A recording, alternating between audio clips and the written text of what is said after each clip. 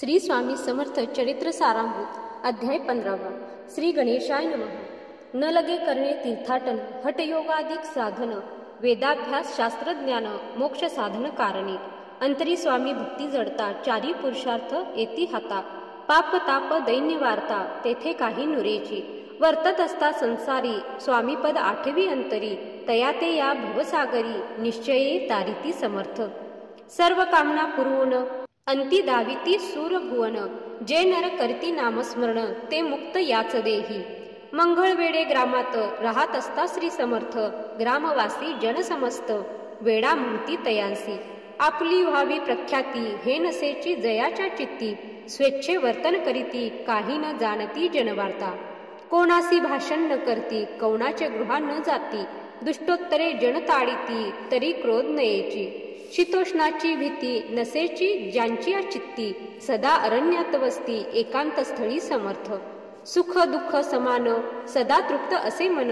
लोकवस्ती आणि वन, दोन्ही जया सारखी, परमेश्वर रूप यती, ऐसे ज्यांच्या वाटे चित्ती, ते करिता स्वामी भक्ती, जन हासती तयाते, यावेळी मंगळवेढ्यात बसप्पा तेली राहत, दारिद्र्य पिढीला बहुत, दीन स्थिती तयाची, बसप्पा व्यवसाय करी, पुरे न पडे त्या माझारी, 18 विश्वे दारिद्र्य घरी, पोटा भाकरी मिळेना, तो एके दिनी फिरत फिरत, सहज मना माझी जात, तो देखिले श्री समर्थ, दिगंबर यतिराज, कंटकशय्या करोन, तियेवरी केले शयन, ऐसे नवल देखोन, लोटांगण घालीत असे, अंतरी पटली खून, यती ईश्वरास पूर्ण, म्हणून सुखे शयन, कंटकशय्येवरी केले, अष्टभावे दाटोनी, माथा ठेवी श्रीचरणी, म्हणे कृपा कटाक्षे करुणी, दासाकडे पहावे, स्वामी चरणांचा स्पर्श होता, ज्ञानी झाला तो तत्वता, कर जोडोनिया स्तविता, झाला बहुत प्रकारे, सकल ब्रह्मांड नायका,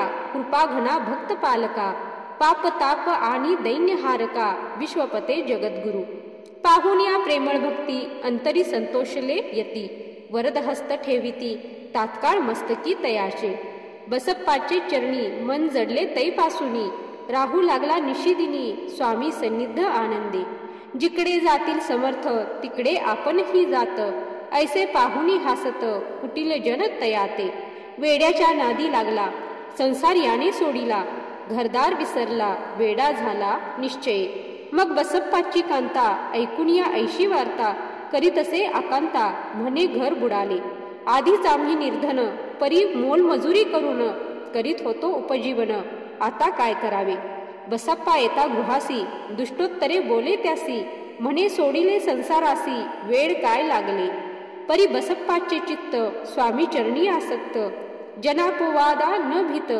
नसे चाड कोणाची, ऐसे लोटले काही दिन, काय झाले वर्तमान, ते होऊनी सावधान, चित्त देऊनी ऐकावे, एक दिवशी अरण्यात बसप्पा स्वामी सेवा करीत, तव झाली असे रात, घोर तम दाटले, चित्त जडले श्रीचरणी, भीती नसे काही मनी, 2 प्रहर होता रजनी, समर्थ उठवणी चालले, पुढे जाता समर्थ, बसप्पा मागे चालत, प्रवेशले घोर अरण्यात, क्रूर श्वापदे ओरडती, आधीच रात्र अंधारी, वृक्ष दाटले नाना परी, मार्ग न दिसे त्या माझारी, चरणी रुतती कंटक, परी बसप्पाचे चित्ती, न वाटे काही भीती, स्वामी चरणी जडली वृत्ती, देहभान नसेची, तो समर्थे केले नवल, प्रकट झाले असंख्य व्याल, भूभाग व्यापिला सकळ, तेजे अग्नी समान, पाद स्पर्श सर्पा झाला, बसप्पा भानावरी आला,